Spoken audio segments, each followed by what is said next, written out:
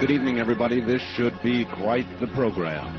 As promised, we will have Robert Monroe of the Monroe Institute here. What an honor that is. Dr. Monroe, actually Robert Monroe, just Robert Monroe.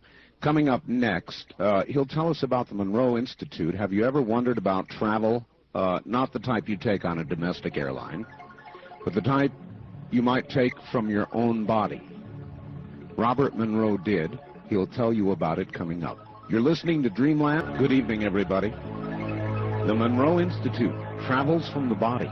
The Monroe Institute was founded by Robert Monroe, a former broadcasting executive who began to undergo spontaneous experiences in 1958 that drastically altered his life. Unpredictably and without willing it, Mr. Monroe found himself leaving his physical body via a second body to explore locales unbounded by conventional concepts of time and space. He has documented these experiences in Journeys Out of the Body, a Doubleday book, in 1971, published in 8 languages worldwide, and in Far Journeys, Doubleday 1985.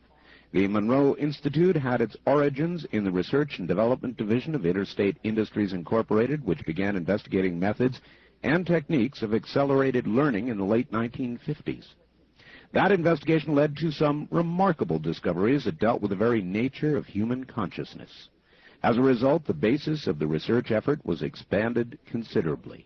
In 1971, the Institute was created to supplement that research effort. As a school, the Monroe Institute is composed of 2 divisions, and we will hear from spokesmen of both. The Education Division, which conducts classes and seminars and disseminates tapes and other materials in direct application of the methods it has developed, and the Research Division, which conducts ongoing studies in enhancement of human consciousness and the development of methods and techniques that may result in practical use thereof. And that is from a Monroe Institute pamphlet, and here all the way from Faber, Virginia, is Robert Monroe. Mr. Monroe, welcome to the program. It is an honor. Well, I'm glad to be here. Gee, do we have more than one person on the phone line here? Because it's very weak. It's very weak? Very weak, yes. Well, we can take one out and see what happens. Okay, we're going to have to do that because I can't hear you. Better now? That's a little bit better. Are you now the only phone line on? No, I'm the only phone line on. Oh, that is much, much better. All right. Much better. Anyway, welcome. It sure is an honor to have you here, Mr. Monroe. Well, I don't know what's going to happen after all that meteor stuff. Yes, isn't that quite the occurrence? That was very, very interesting. Mr. Monroe, if you would please take us all back and tell us how this began for you. Well, it's an odd thing because it was unexpected is the better way to put it. Back in 1956, my company was looking for some diversive type of things to do, so we got the idea that perhaps we could in turn help people learn during sleep. So being a specialist in sound, because of all of our company history, we in turn obviously began to use sound. First thing we found out, in order to help people to get to sleep, we got to get them to sleep. So what we did was develop some particular sound waveforms that help people go easily into sleep. And then we were beginning to test that after that. I being one of the chief subjects, that we started in 56, and in 1958 I began to notice some odd effects of it. Oh. And it was a funny kind of vibration, and that's what it felt like, except it wasn't a physical vibration. And I went to my favorite doctors and so on, and they said, "Oh no, you're fine, don't worry." And so I finally had the courage to wait to see what this, instead of forcing myself out of this vibration, I finally said, well, if it's going to kill me, I'll let it kill me, and I'll have to try it. So I stayed with it, and after about 5 minutes, it faded out. And so therefore, I tolerated it when it went from and it didn't happen every night, maybe, once or twice a week or something like that. So I would wait till it completed, and then after it was through or faded out, well, then I'd go to sleep. And on one fateful night in September of '58, I was on a Friday night waiting for this to fade away so that I could go to sleep calmly. And in the midst of that, I began to think, well, tomorrow is Saturday, and being a sailplane pilot, member of up in the New York area, I was thinking that a cold front had come through, and there'd be a nice, beautiful ridge lift and thermals the next day on Saturday, and I'd be flying around in gliders and sailplanes. And as I was thinking how nice that would be in the sense of soaring tower that there is in a thermal in a glider, all of a sudden I felt myself bumping against something. And I looked around, and to my surprise, I was on some type of flat surface. And I said, I wonder what this is. This is a strange kind of dream. I'm fully conscious. And then I looked around, and I thought, well, this is a strange thing to dream. Here's the thing that looks like a fountain coming out of the floor, as it were. And then I suddenly, with a shock, realized that what I thought was the fountain was the chandelier in the bedroom. Oh, my. And so I turned with utter astonishment and rolled over, and in that bumping against the ceiling, I looked down, and there in the bed below, there I was in the bed below, and there was my wife lying in bed beside me. Except as I saw it at first, I didn't think that. I didn't recognize myself, because here I was bouncing against the ceiling. So my first thought was, what a dream. I wonder who I'm dreaming is in my bed with my wife. And yes. After a sudden little closer look, and I'm still against the ceiling, I realized the man in bed with my wife was I.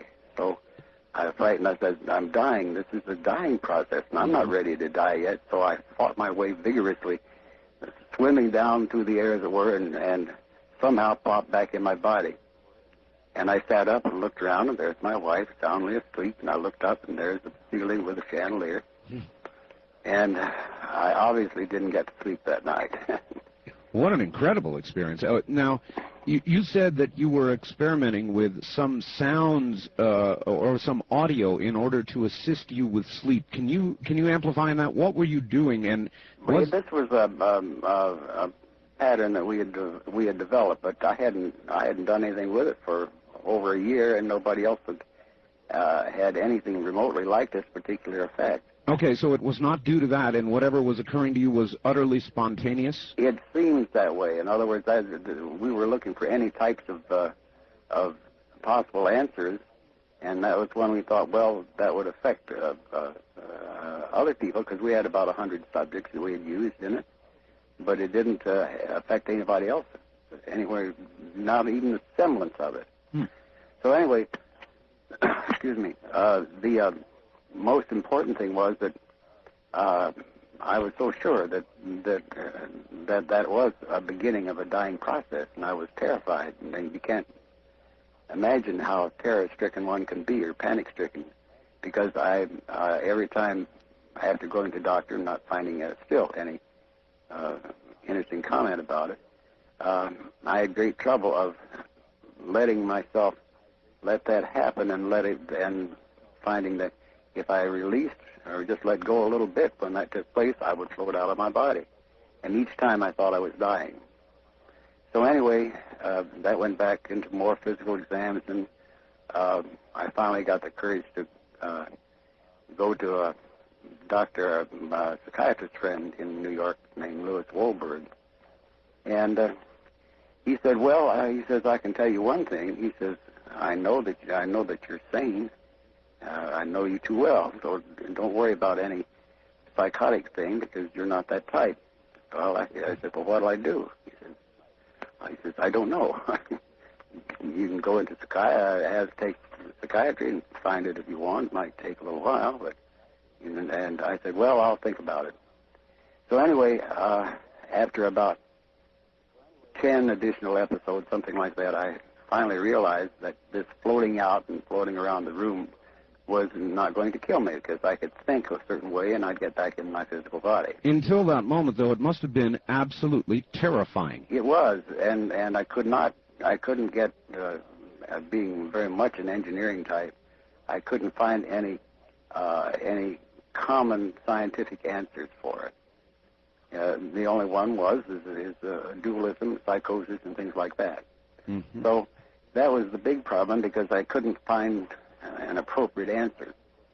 So after about the 10th time, I finally realized, well, this is not going to kill me. I'm not in the death process. Well, that made something else come up entirely worse, and that's curiosity. I'm sure it did, yes. This is not going to kill you. What is it? Anyway, so I began to experiment with it around the room and so on, and just I found I could only go a certain distance away from my physical body, and it was as if there were something holding me back. And I finally answered that, because I realized what it was, and the other part of the life secrets, as it were. The thing that was holding me so heavily was that I had this very strong sensual sexual urge.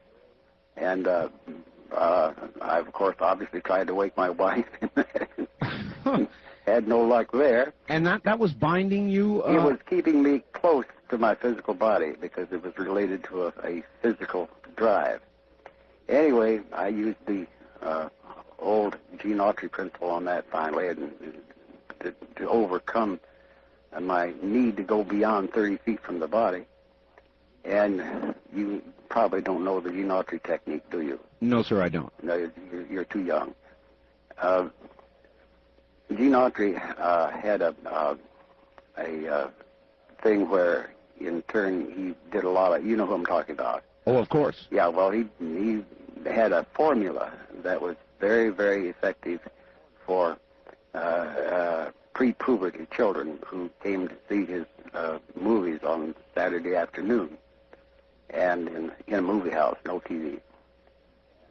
To make it very short, what the technique was that in the movie he would meet a girl, and then he would have his big fight with the bad guy, and he would overcome the bad guy, and after he overcame them, he'd go to the girl and he'd say, "Oh, Gene, you're so wonderful." She'd look up with pursed lips at him, and Gene would look down, and all the audience, and he learned this, who can tell, through the years. But all the girls were going, "Ah," and all the boys would say, "Oh, he ain't going to kiss her, is he?" So what he did, learning that, he had a formula that fit his pictures. That what he did, he said to the girl, "Honey, I love you, and I'll get to you later. But first, I want to sing you a song." And so he picked up his guitar and started singing, and they rode off into the sunset, and everybody was satisfied. So my answer, finally getting down to that, was an easy answer. Fine, I'll say to this sexual drive of mine, I'll get to you later, but first I want to do this other. Yeah. And sure enough, it worked. So, in other words, you conquered it psychologically. That's right. And that released you. That's right. Then what? Then became a series of experiments, and I took this research team that I had and turned them loose in trying to find information about this. And we found that quite quickly that there was what was an underground, as it were, and we're talking back in the 50s or 59, which was the area where all the, you'd find the trance people and all types of mystical things, and sure, and call it Dreamland if you want. Well, anyway, after a long period of time, we found out the usual ones there, and I had meetings with that was right at the beginnings of parapsychology. And I went down and met with J.B. Rhine, for example. I don't know if you know the name or not. No, sir. Well, he was the leading figure in parapsychology in that era. I'm talking about 1960, I guess, 50, 59. Anyway, to make it short, I met with him, and he said on a Saturday at Duke University, and he says, it's indeed very interesting, but he says, it's not my department. And I said, well, what is your department? He says, oh, we work with cards. And I said, oh, thinking that I had a poker game the night before.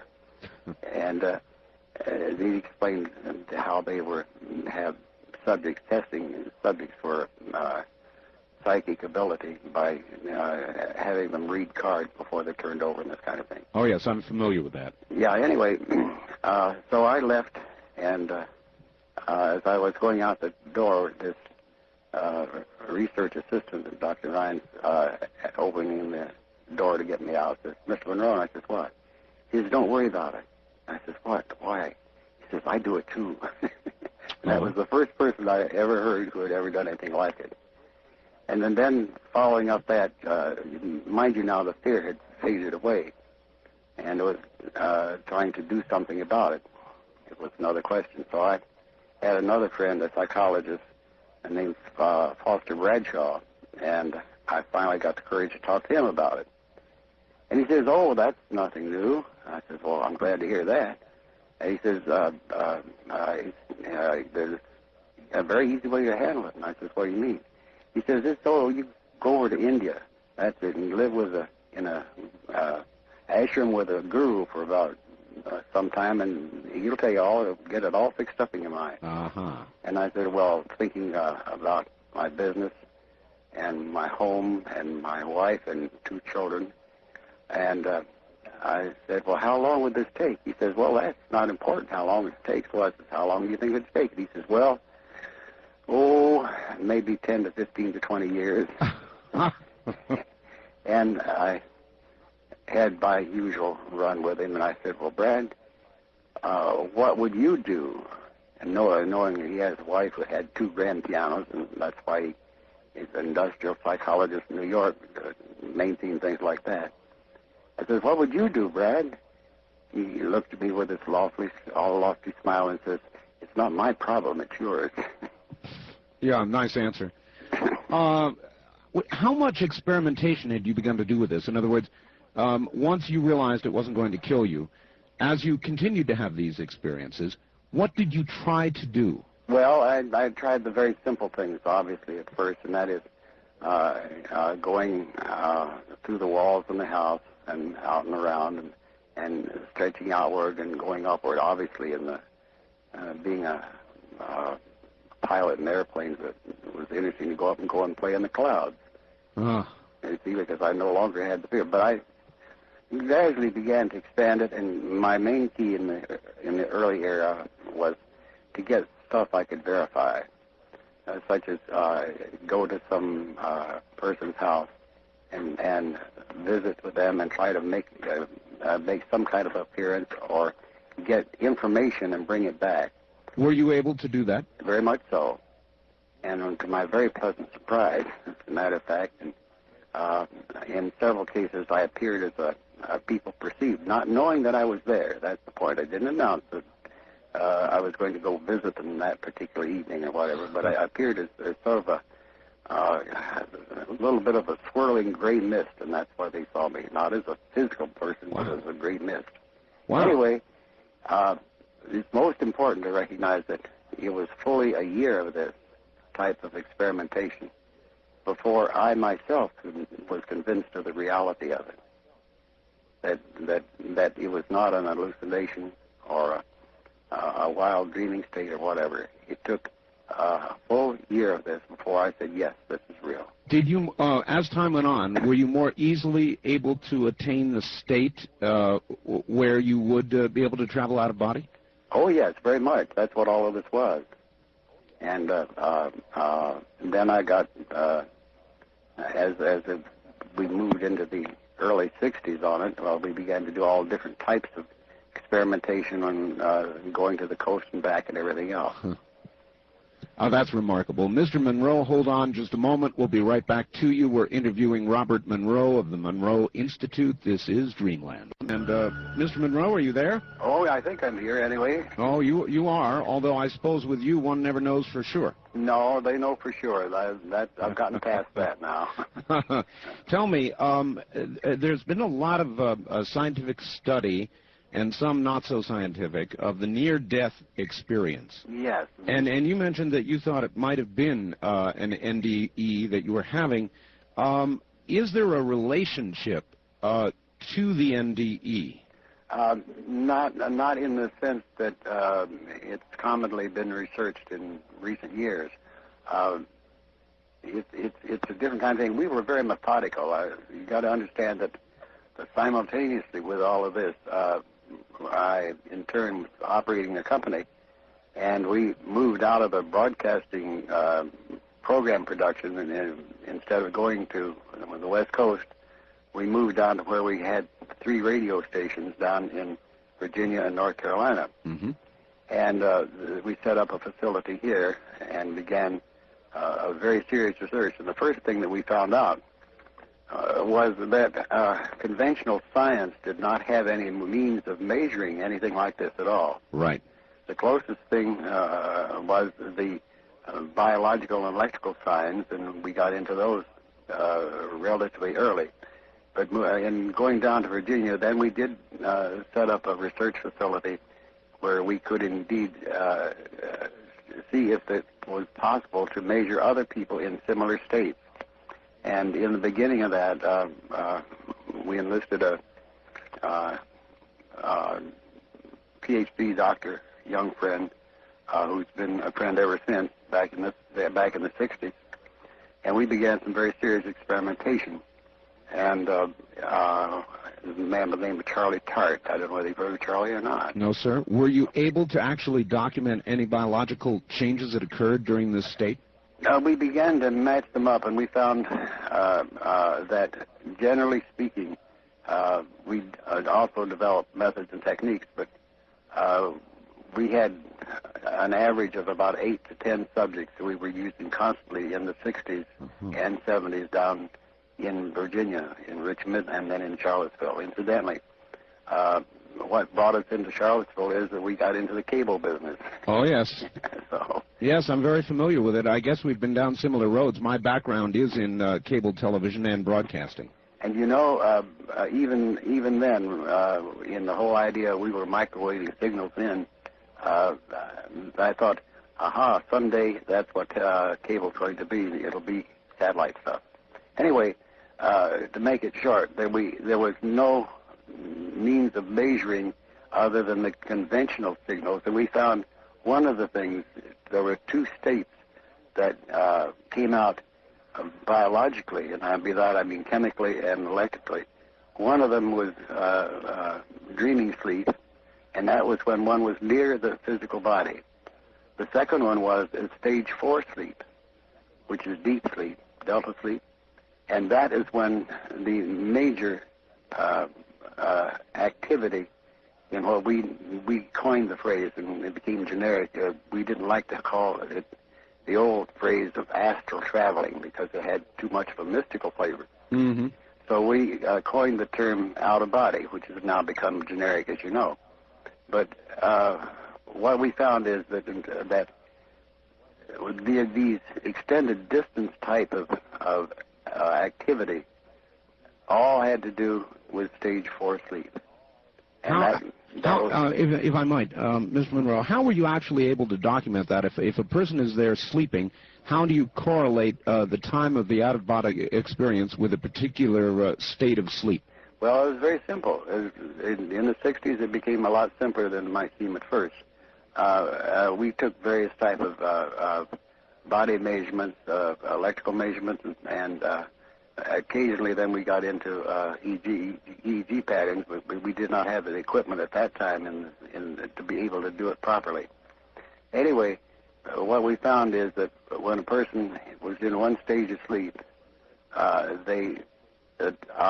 subjects who in turn became proficient, I might add, in performing this out-of-body, they took we took readings on them in these activities that they were doing and matched them up with the biological signs of these two different stages of sleep.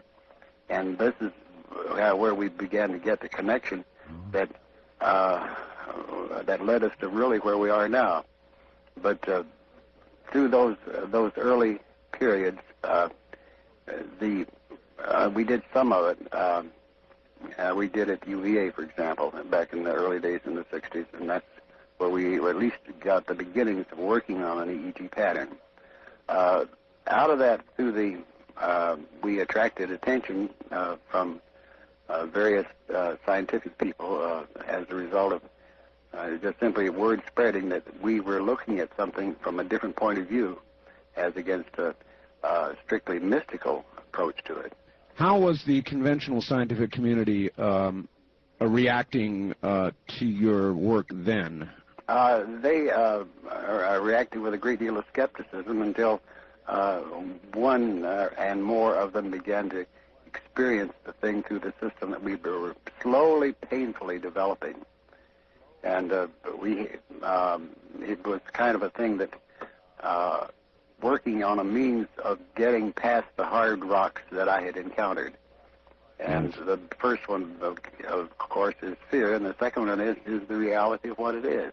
And it didn't take nearly so much work to have people determine the reality. And we're not talking about college students, which are often the typical subjects. These are people that one way or another had heard about what we were doing and became interested in it, like physicists and psychologists et al. And that was the beginning back in the 60s. And moving slowly through the 60s, we developed means of inducing these various states. And in inducing those states, we got it very simple. The first one was, and we gave them labels so they would be impartial in terms of states of consciousness. And the first one is very simple. We called it mind awake and body asleep. And this is what we call focus 10. And so we did establish these different types of states of consciousness that we could induce by using these various particular sound patterns. And so by the 70s, we had it had sped simply because the word would get out to among the scientific community, and those who were curious or had something similar happen to them were attracted to our work. All right. Are these the sounds that are now known as the hemisync tapes? The hemisync tapes. In other words, hemisync. Yes. Hemi as in hemisphere of the brain, right. I take it. That's right. And what these patterns we did find was that it's a special method that we didn't invent, what's called a binaural beat, but we did indeed use that as a system of a means of getting these low-frequency vibrational patterns into the brain. In other words, a binaural beat it puts, say, a 100 hertz signal in one ear, which you can hear, and a 104 hertz signal in the other ear, and the brain has to synthesize that 4 hertz differential.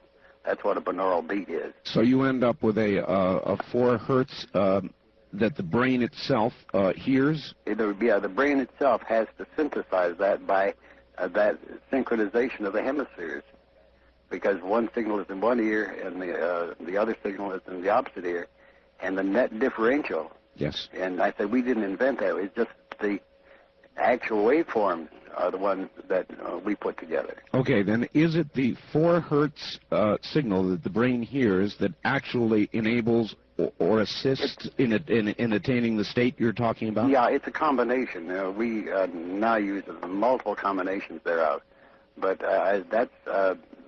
that's how we first began, by getting these very simple combination patterns going.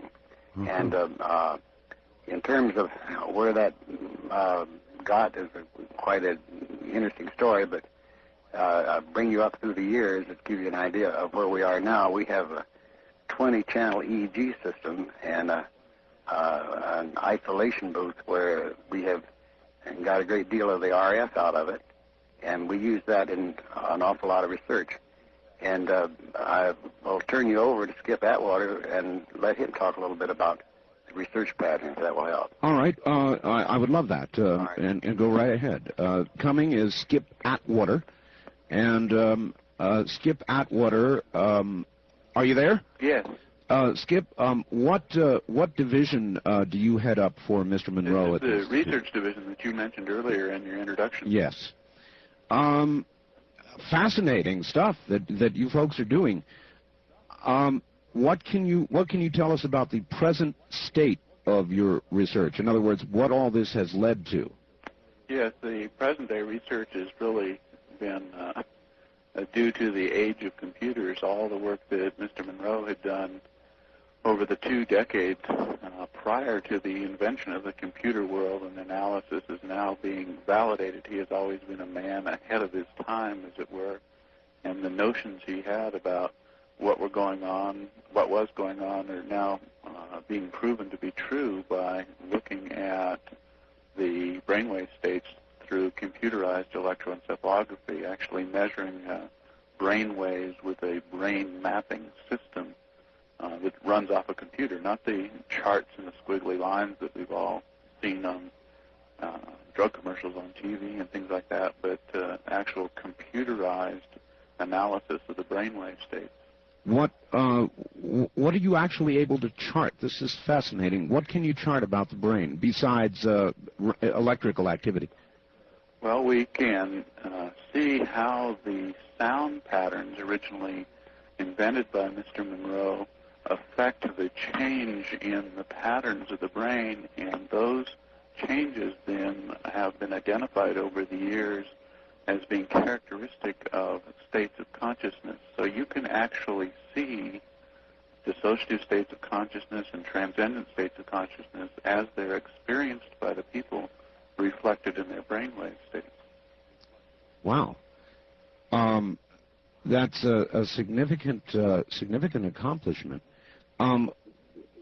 What if somebody were there and we were actually observing this underway?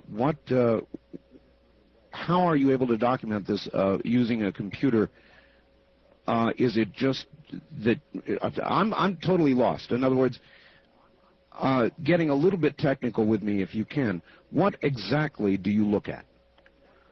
What we do is watch an overall flowing pattern of brainwaves. The brainwaves are the result of electrical neuron firings in all levels of the brain and are reflected up on the scalp as activity of the brain. Not all things actually occur in the neocortex, or that gray layer over the top of the brain.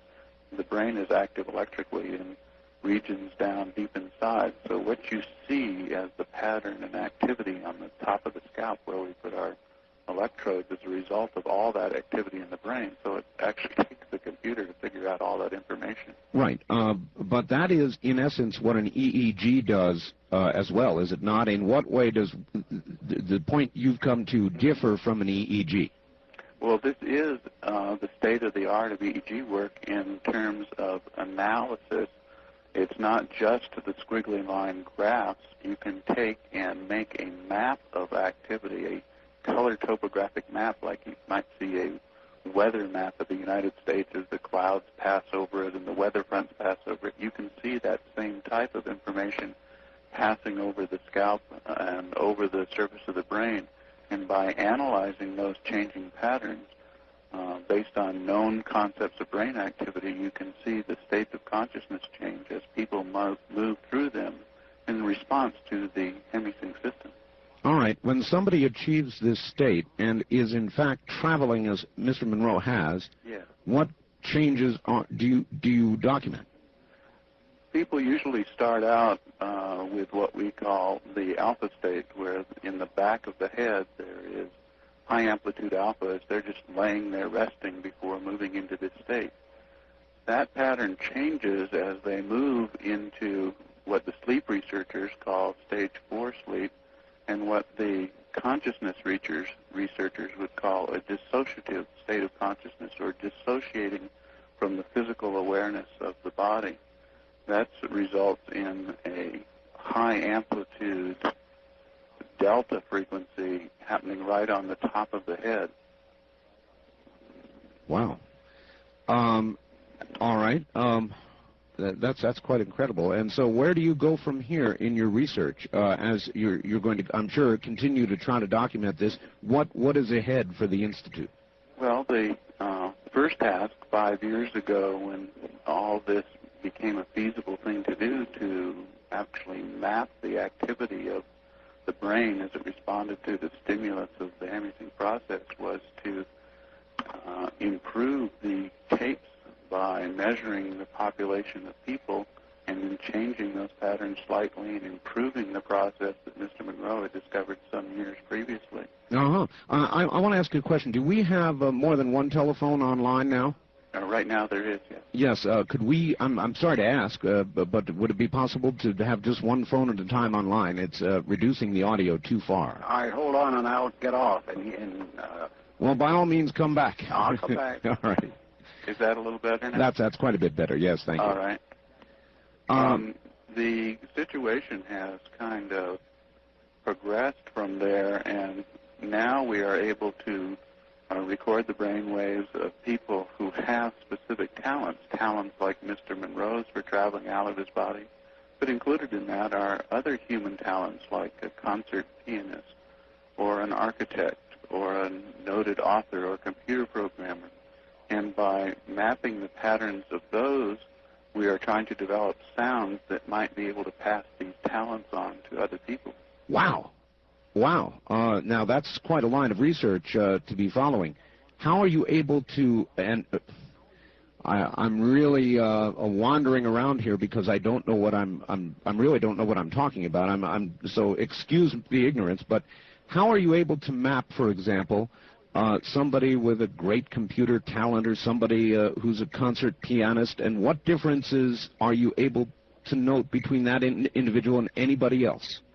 Yes, that's ongoing research. What we try to get them to do is to perform their talent while being mapped, while being recorded. We would record a baseline recording when they're not performing their particular art, right, and then make a recording while they're performing their art. And if we can get 5, 6, 12 pianists that can play the piano just exquisitely, and we notice a commonality between that pattern that differs from the general population while they do that, then we have identified a specific state of consciousness that would enhance being a concert pianist. And you have documented this? In some talents, yes. It's hard to collect data on all these things, but there are some talents that we have been able to identify.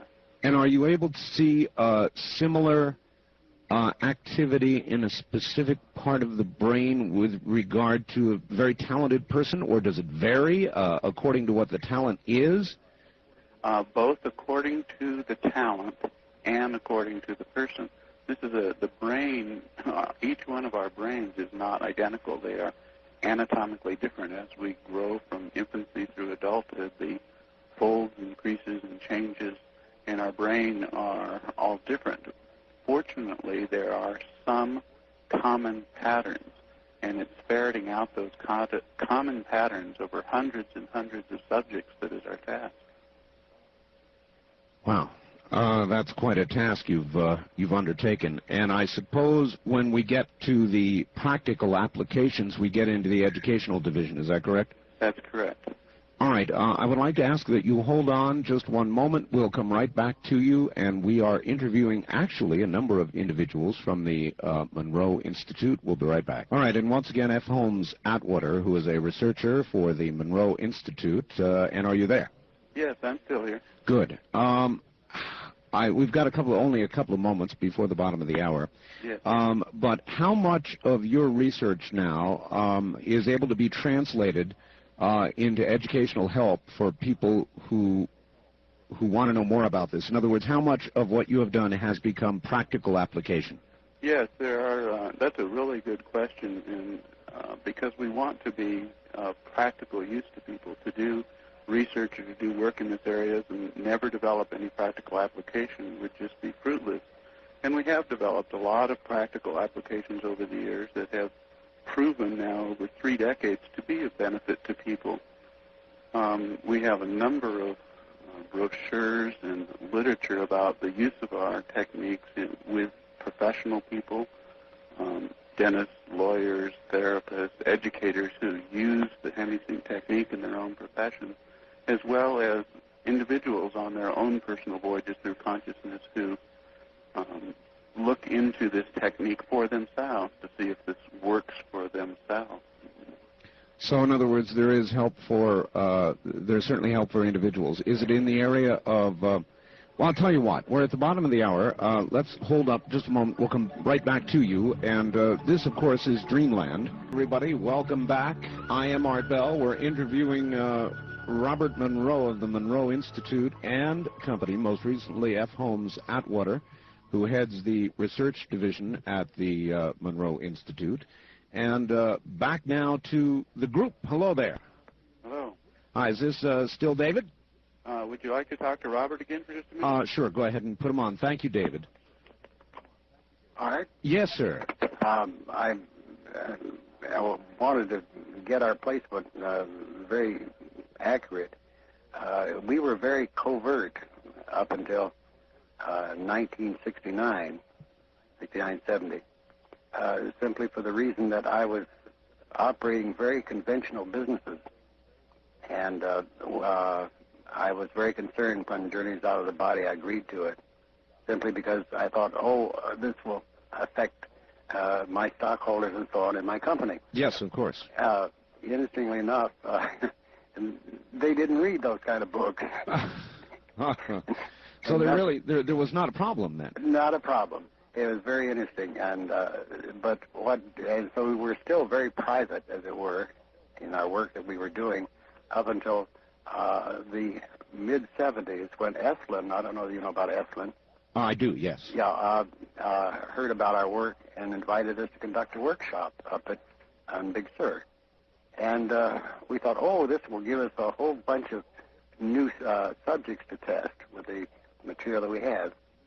So we agreed to it, and we went up and did a workshop, and they immediately invited us to go to San Francisco and do another one the next weekend.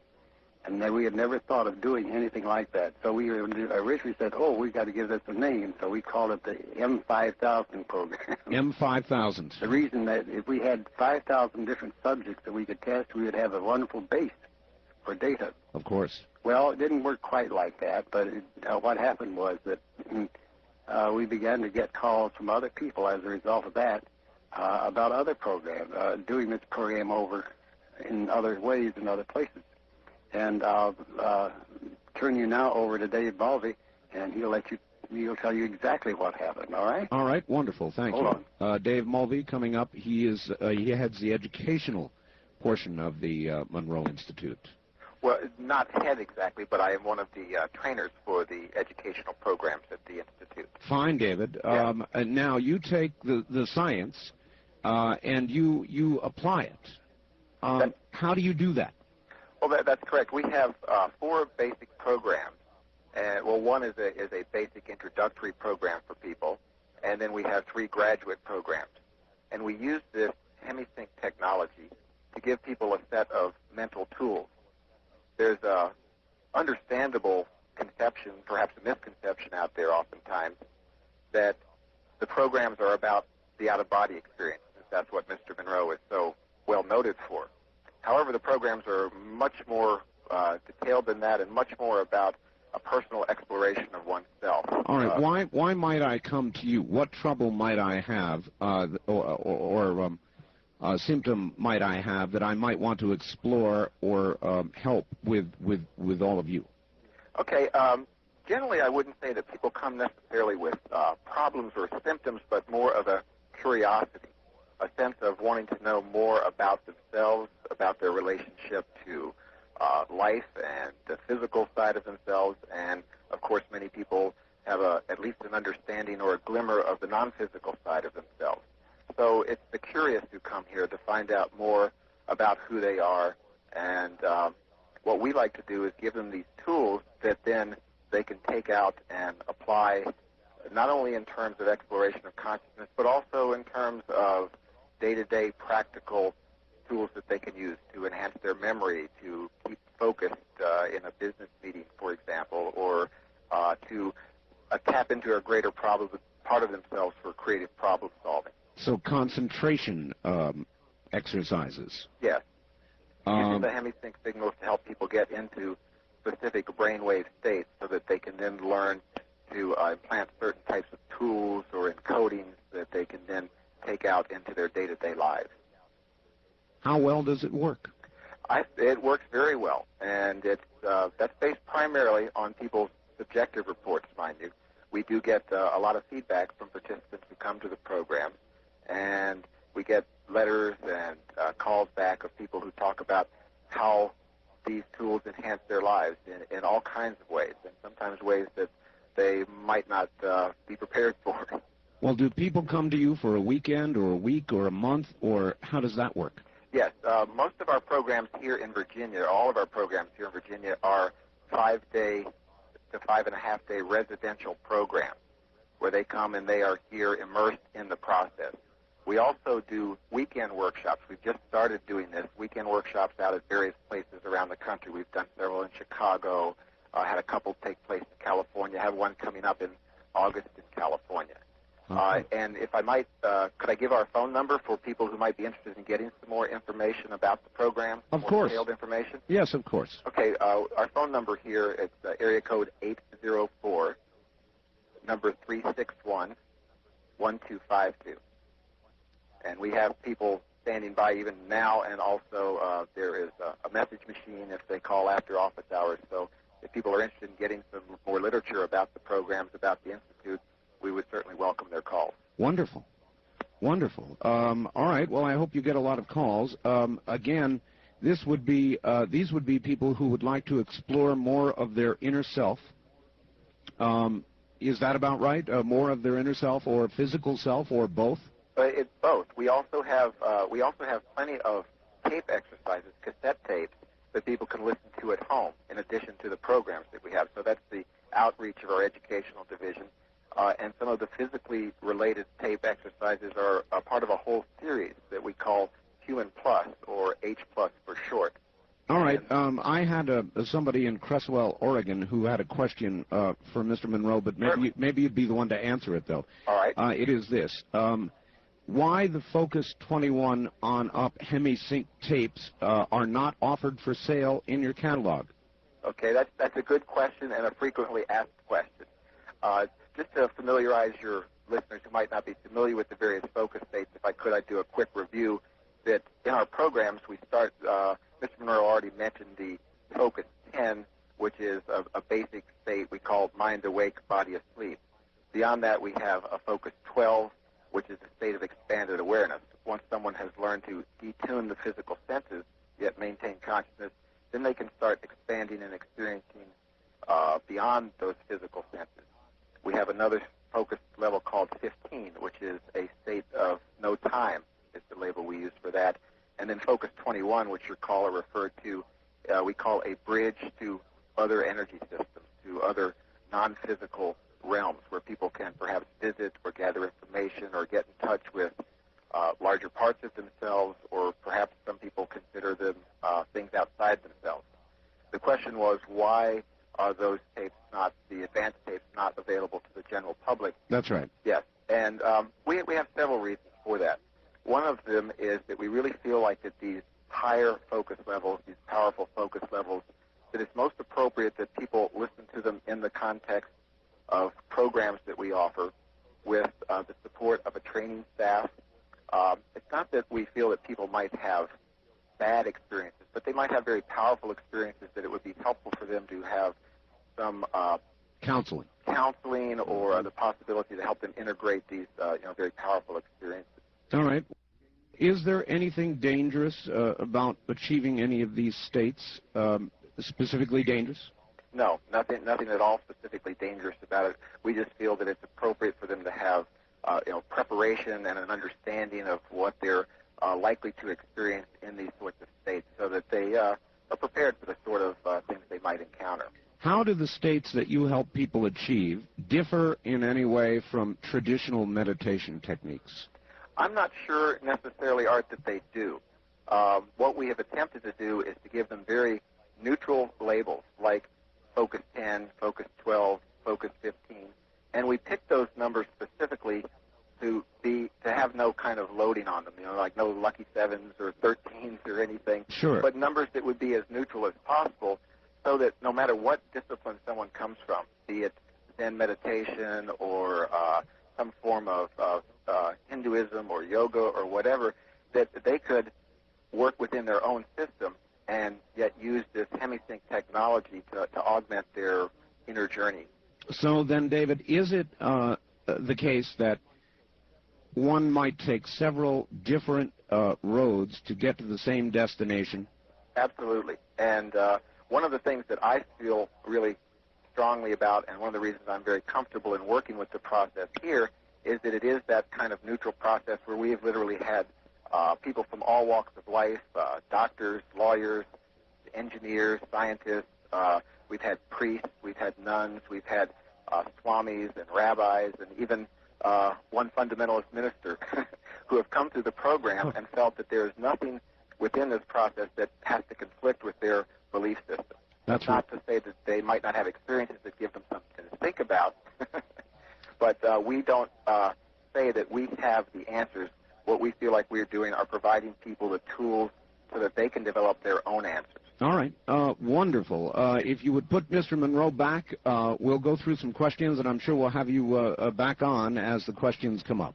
Excellent. All right. Mr. Monroe is coming back on in just a moment. All right. I will take this moment to do a quick break. Back to it we are. And Robert Monroe, are you there? Yes, I'm here. Wonderful. I've got a couple of questions before we open the phone lines. Yes, indeed. All right. In your latest book, Ultimate Journey, you discuss the park, a place where people are sometimes taken after they die to acclimate to their new state, decide their next move. Mm-hmm. How could one go about reaching the park on their own, either out of body or after death? Well, let me give you I'll make it short as much as I can. All right. Our pattern has been odd, but it's standard, where a need among the people who know us arises. We produce something that is effective. We have, for example, an emergency treatment thing that's used in hospitals during surgery. Tremendously effective, and right at the present time, a major study is being done at the University of California at Davis regarding that particular thing that's been so effective for the last 5 years, and finally it's going to get an official report on it. That's one of the things. We have one for stroke recovery, for example. That is, and it's only because if a person needs it do we have it. Then this pattern in Ultimate Journey, have you read it? Yes, sir. Well, good. Then I don't have to go into great detail, but for the public a little bit. Right. One of the things that we had neglected was that we had happily, because we were operating so heavily in areas beyond physical life, we did not get to the issue of death itself particularly. And so what happened, very simply, is that as in so many cases, in my own case, the need outweighs anything else. And 3 years ago, my wife, Nancy, contracted breast cancer. And as a result, I, in my typical demand way, said, well, let's provide a system whereby I can be sure that she goes to a place, if she passes on and dies, that I would be able to find her and be with her.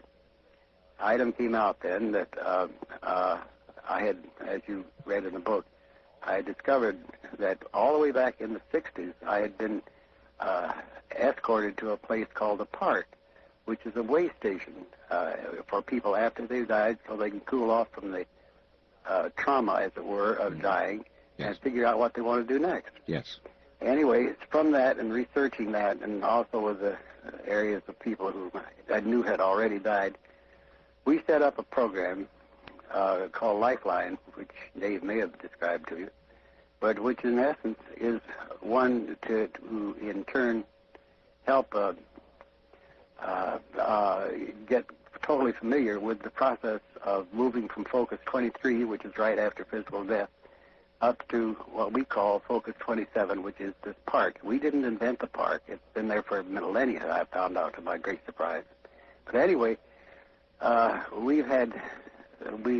of now, we've had 3 years, roughly 400 people have participated in this particular program, and they have made, during the program, only and during the program, each of those 400 people have made 5 runs retrieving someone out of focus 23 who was bewildered or in shock and escorting them up to this way station park where they can cool off. Each has done it 5 times. How many does that make of those documented runs? Is a total of 2,000. Wow. Big stuff. Big stuff. Yes, sir. And they do in turn, and there is we have a postgraduate study on that going where we are verifying the data of the person who had just died and try to get information that can be verified. It's quite difficult because it's out of time, if you understand what I mean. I do. Somebody has been wandering around in 23 and not knowing what to do and bewildered for maybe 100 years. Right. Okay. Well, that leads me to this. You discussed the concept of time being a physical, earthly phenomenon. Yes, that's right. Accepted as a condition of entry. I gather this, that lives, times, and events are happening simultaneously. This is a very confusing concept. It is indeed, and it's very, very surprising how we are locked into certain things that are peculiar to time space, and time is one of the key ones. And when you get up into these other states of being, you got to realize that time is not. You can go backwards or go forwards, and this, in your own personal life and in other lives, you are locked into. We think 1994, but it isn't so. But it is not so. It is not so. What do you think of lucid dreaming as a springboard to having an OBE? And also, where do dreams fit into the picture? Do they? Well, I'll pose the real thing that's getting more and more our theme, and that is that lucid dreaming is the equivalent, we found out over the years, we did that a long time ago, is the equivalent to our focus 15. Lucid dreamer can evaporate the dream, and there he is. He's in the equivalent of our focus 15, which is a nice place to play in terms of no time, because you can then move that time around in other areas. How do dreams things? The one thing that we've come, we call it the process of converting unknowns into knowns, or converting beliefs into knowns. That they are not particularly important unless you can do so. Well, one of the things is that, excuse me. All right. The important thing is that we have grown to know that what we are is far more than this one single life, and we are totally in a form of consciousness that is very local, as it were. And the dreams that are interpreted as are the means of our total self attempting to get signals down to this conscious self here. And that's why they sometimes are very wild, and sometimes they're very funny, and sometimes they're just pure information. But that seems to be the direction that we feel that humankind has to go, is to begin to get past this discriminator circuit, and that's what we are doing, and get into that knowledge of that totality of what we are, and that it's being done. We're not the only people doing it, of course. Mr. Monroe, you've done very important work. It's known internationally. I want to ask you a hard question. All right. When your time comes and you pass, what will happen to the Monroe Institute, and will the work continue? That is very specifically has been set up to do that. There's much too many people involved in it, not just here, but as you said, worldwide. I can give you a number of illustrations, but it is being set up so that it will have a support system to continue well into the 21st century. Well, that's wonderful to hear, and I know a lot of people have wondered about it. If we could, Mr. Monroe, very quickly, let's try and begin to take a couple of calls here. On our toll-free line, you're on the air with Robert Monroe. Hello. Hello. Yes, sir. Where are you calling from? Seattle, Washington. Okay. Do you have a question? We don't have a lot of time here for the Yes, I do. I would like to know where Mr. Monroe first learned about this technology. Okay. We've kind of covered that, I would say, but Mr. Monroe, a quick answer?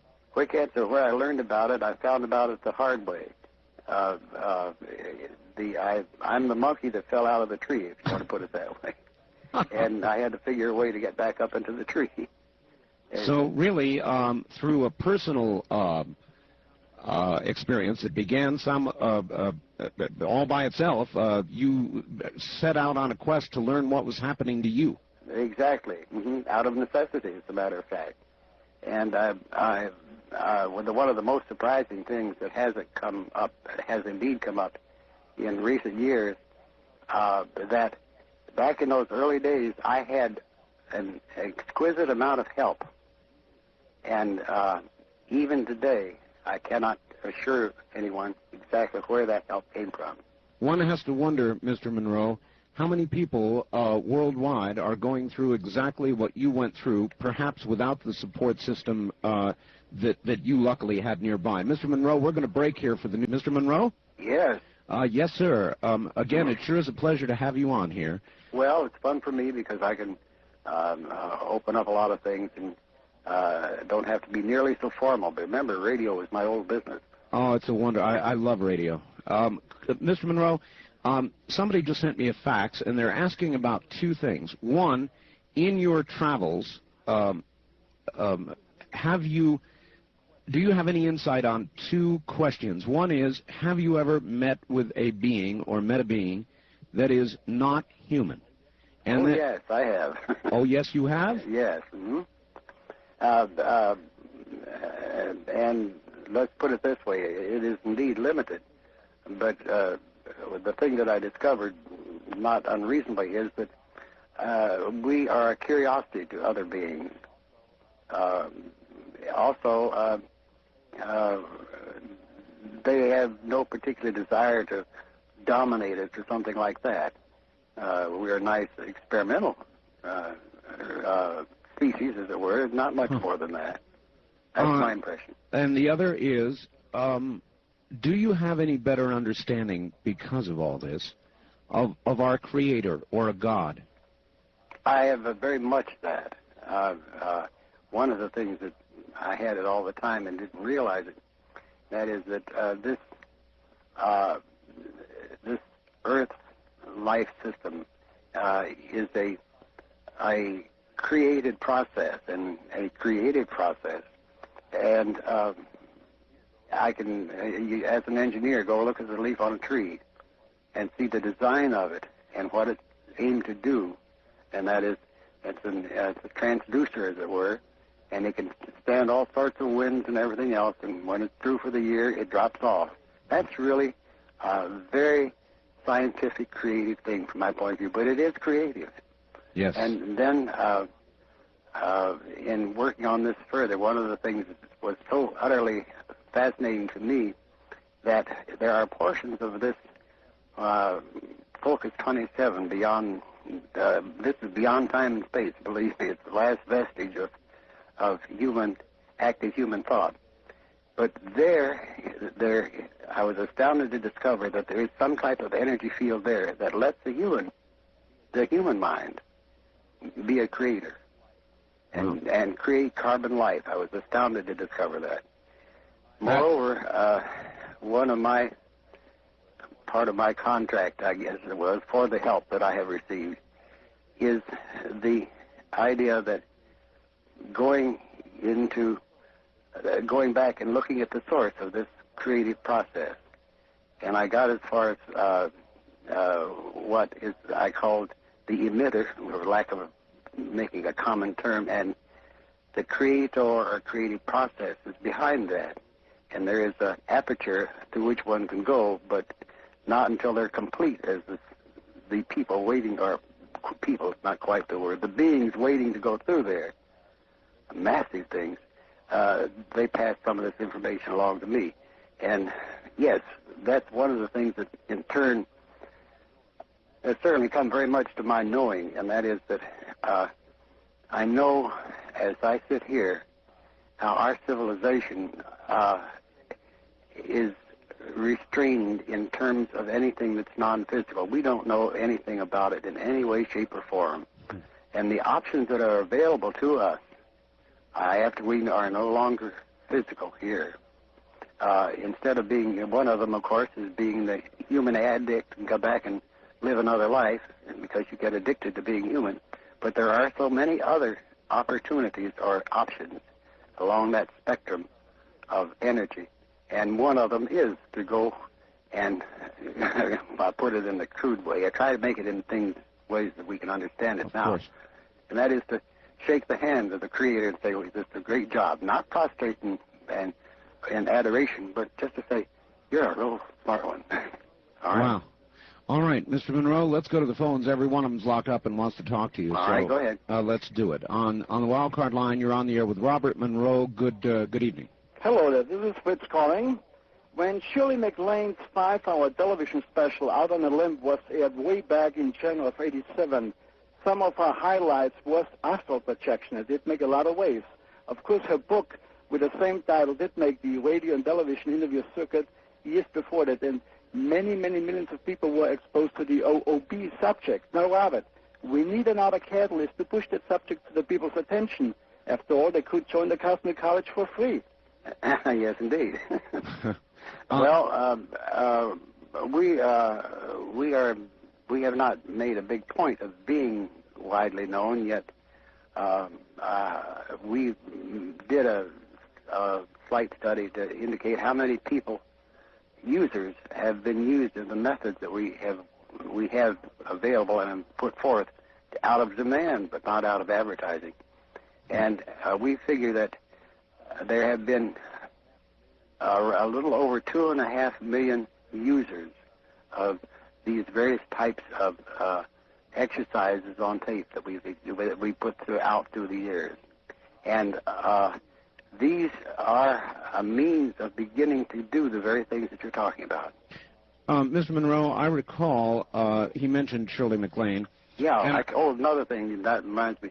I got very amused that in Shirley's movie, in her picture, I think she was the one that went into a bookstore looking for something, and right in front of her eyes was my book, Far Journeys, I think it was. Yes.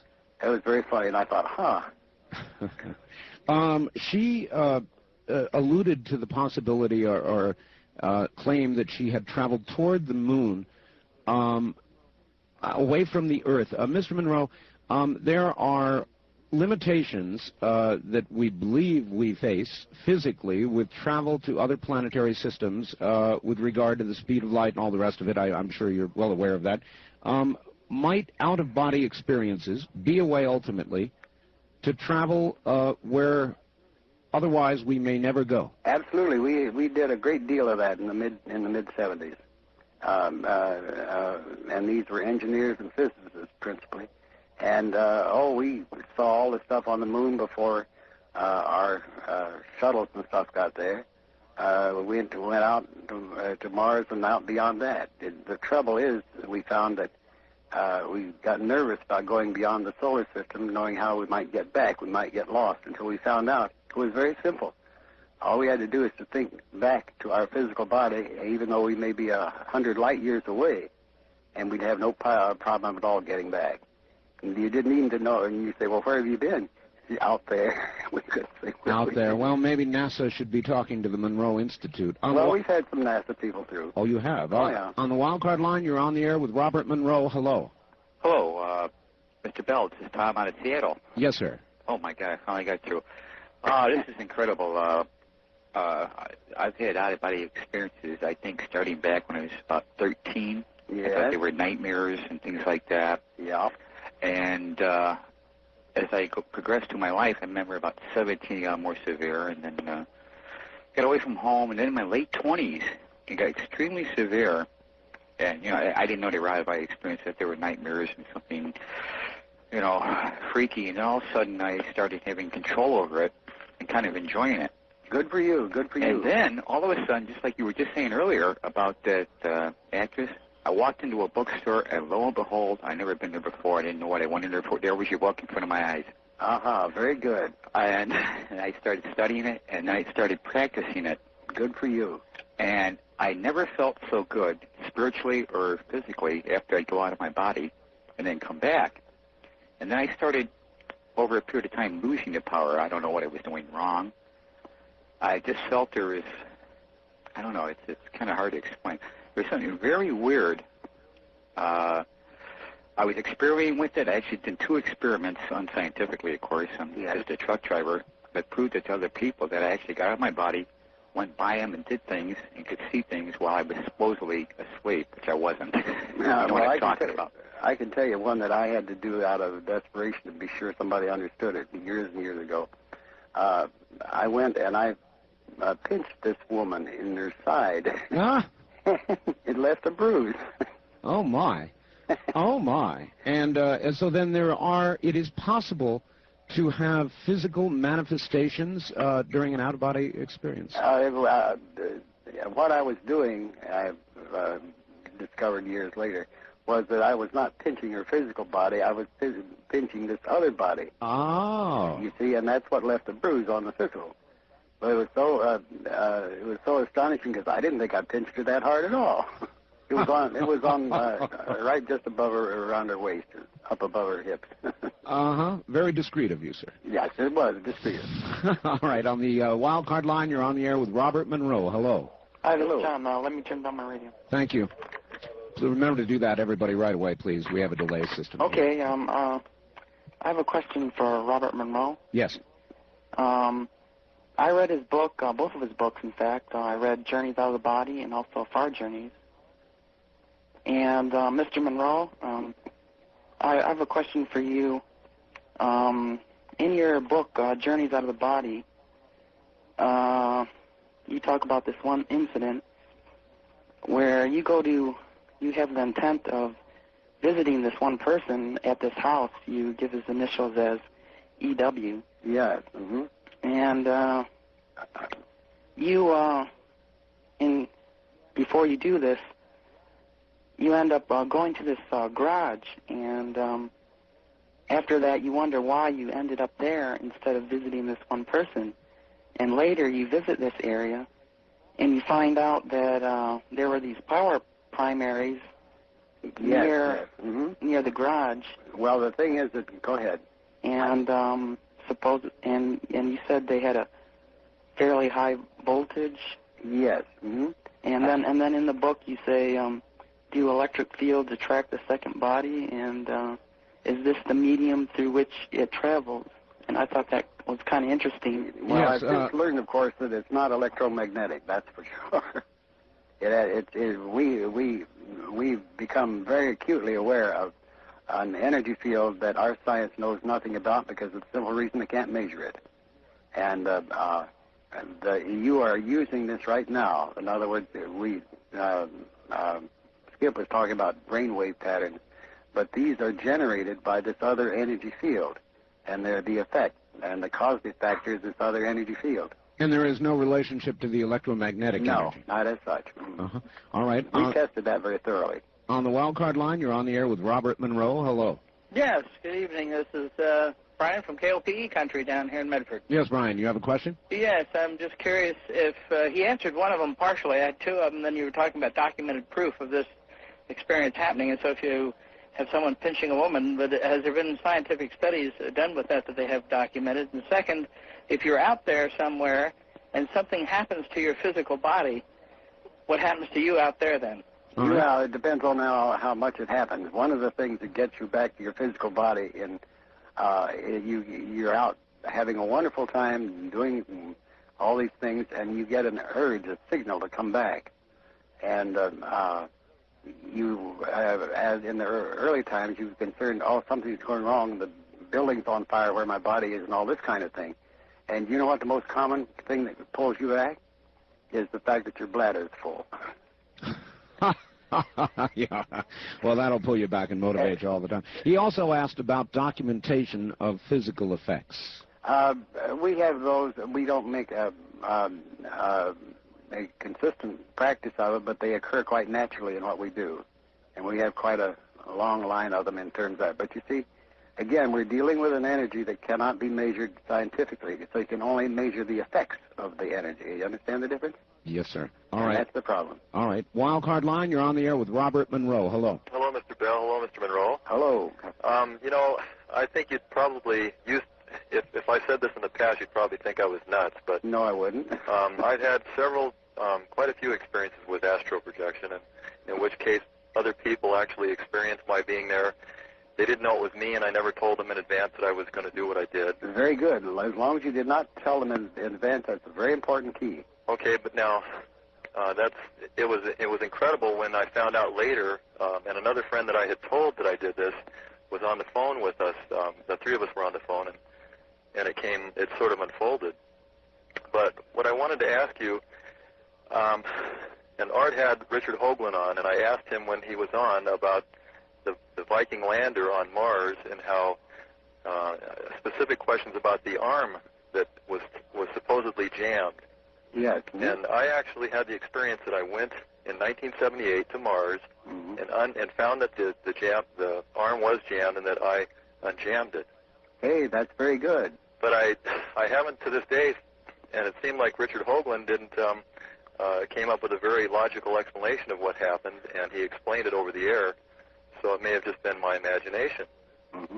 But I have very real experiences with it. Very good. And it was an incredible experience. Well, I can tell you the most common illustration of this other energy field of which we have a part and we manipulate a part, but we don't know we're doing it. And that is that you will maybe of an evening say, well, I ought to call Bill tonight. And 5 minutes after you think of that, the phone rings and says, oh, no, this is Bill. Well, I thought I'd just give you a ring. And how many thousand times a day that happens in the this human civilization? Well, is that precognition, or did you cause Bill to call you? You caused him to call. You were thinking in his energy field, and you imprinted him. And I must have had that happen, at least 500 times in the last 50 years. And in the last 50 years, how frequently have you sat down and wondered about the ethics of that? Well, that's a good question, isn't it? I think so. And the other part of that question that you say, well, that's one of the things you see that's omitted within our culture and our civilization, and it's done a lot more than we consciously think. Makes one wonder how much action is really willful. On the toll-free line, you're on the air with Robert Monroe. Where are you calling from, please? This is Dave in Spokane, Art. Yes, hi, Dave. Again. Well, I said when we were talking with Mr. Hoagland that my expertise wasn't in that area. It was more in this area, and here we are. It's good to know that you're not alone. It's good to know that I'm not a kook, because I've been doing this. I'm 50, and I've been doing this since I was about 5. Yeah. And in the entire gamut, I've probably got a million things I could say to you. Well, what I would like you to do, if you've gone that far, or anyone else going that far, by all means, drop us a note. We would indeed like to hear about it. Well, I certainly would. And we would certainly appreciate it. And write to our staff psychologist, Darlene Miller. And all you have to do is this: Route 1, Box 175, Faber, Virginia 22938. Route 1, Box 175, Faber, F-A-B as in boy, E-R, Virginia, 22938. F-A-B-E-R? Faber. Yeah. Faber. I would say Faber. It's Faber, yeah, but they like in Virginia they call it Faber. Okay. I had one question for you. Very quickly. Very quickly, have you ever been to a place where it was totally dark? All right, and hold that answer, Mr. Monroe, and we'll be back in the 70s that was the equivalent of that type of reading, and it was electromagnetic, but we do not perceive the aura as such, but you can perceive, believe me, you can perceive other energies of people, but it doesn't come out as an aura, it comes out as a radiation, and you can't see it, you feel it. Mm-hmm. All right, sir. On the toll-free line, you're on the air with Robert Monroe. Good evening. Hi, how you doing, Art? Fine. Where are you, sir? Santa Barbara, California. Santa Barbara. I had an experience a couple of years ago where I was sitting outside in the morning about 4 o'clock, wide awake, and I started going up through space, out into space, past the moon. It was extremely exhilarating. Yes, it is, isn't it? Being totally free, just floating. I went out to a point where I could recognize all the stars and the constellations. Then I got to the point where I couldn't recognize anything. I looked back and I couldn't see our sun anymore. Mm-hmm. I kept going to a point, and then I really started getting frightened then. Yes, I know. We got into that, and when that's why I say we finally figured out how to cure that fear of being not where you, knowing where you are. Right. I finally came to a planet, and I was coming down to the surface of a planet, and there were hundreds of people in my mind, looking at different knowledge that I had, anything that I knew, just, having conversations. And I came down to a particular place on the planet, and an old man came out, and he essentially came into my mind, told all the other people to leave. And I asked him where I was, and I said that he told me where I was, on this planet where humans live. And I asked him, why was I there, and how did I get there? And he said, well, you're from a penal colony, and I'll send you back. I said, but I don't know how to get back. And so he sent me back. Yeah. And this took all about 15 minutes. But I was wide awake. When I got back, I was just shaking, and my whole body was shaking in cold sweat. I can appreciate that.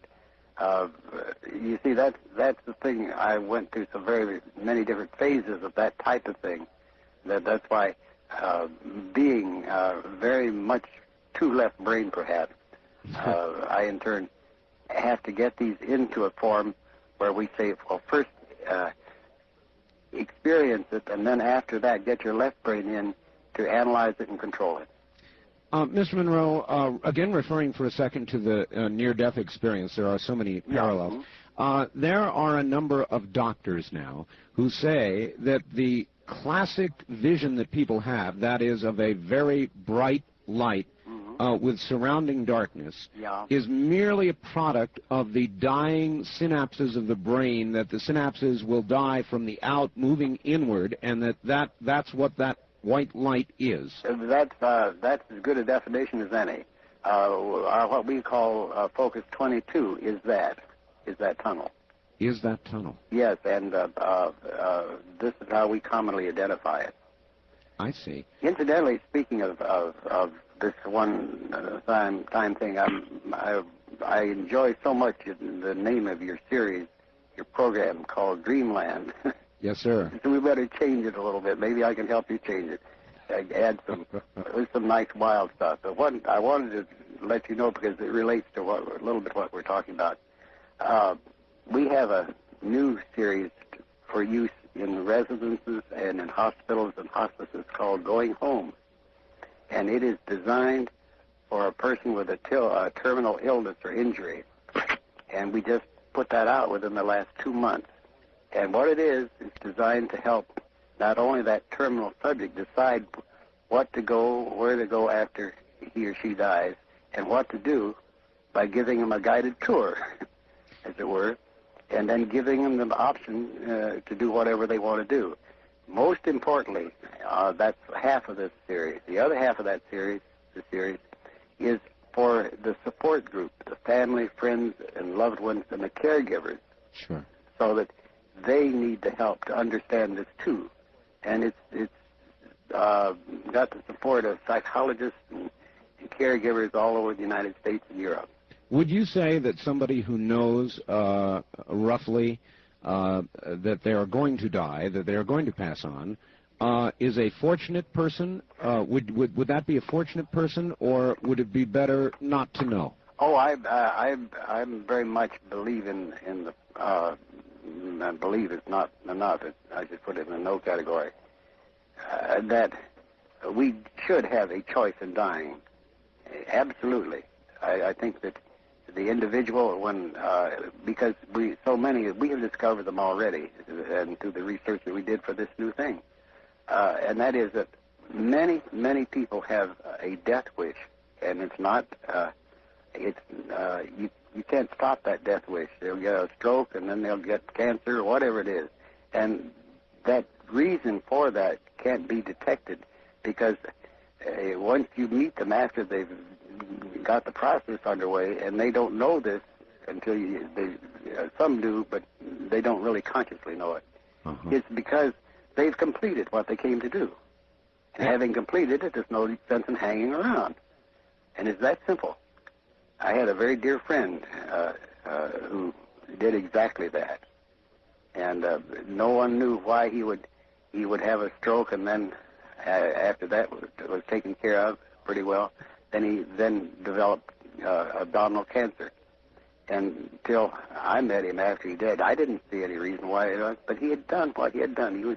He was ready. He was ready, and there's no sense in hanging around. Everything is, his grandchildren are all fine, everything's in good shape and whatever, and he completed what he wanted to do. And so he just simply died. You can't stop a person in that case, don't you see? Yes, sir, I do. You can put him on life support or whatever, and you can keep his body working, but he's gone. All right. On the toll-free line, you're on the air with Robert Monroe. Hi there. Hi. Where are you, sir? I'm from Phoenix. Phoenix. This is Henry. Hi, Henry. This is fantastic. I wanted to ask a question about the vibration you felt, sir, originally. Is that like an inner electrical, like a finer electrical feeling than you would get from household current? Is it something like that, and quite exhilarating? Yeah, it felt that way to me initially, and I had long since discovered that it was not electrical at all, because I even had a test at that time to see what it was, and it was not even showing as a mechanical vibration, neither that nor an electrical one. So what else was it? You see, our science could not measure it. So, Mr. Monroe, you would tell people, do not fear death? Absolutely. I think that's the point, is that it's a terrible thing to fear it that much, because when you're ready, and it may well be that that's what we do with our going home. We help people become aware of the opportunities that exist beyond physical death. Mr. Monroe, will we ever come to a full understanding of the process of life and process of death? Are we ever meant to know, do you think? Absolutely. The point is, you see, you are growing a new personality, and there is this discriminative circuit that holds all this back till your personality, your intellect, your intelligence self develops. And once that develops, then fine, it's all open. It's absurdly easy. That's what your Dreamland is, don't you see? Yes, sir, I do. And Mr. Monroe, we're out of time. It's a pleasure having you on the program. I would love to do it again sometime. We're just out of time, and I've got to go. It did get going, didn't it? Oh, it did get going, didn't it? Mr. Monroe, thank you. My pleasure.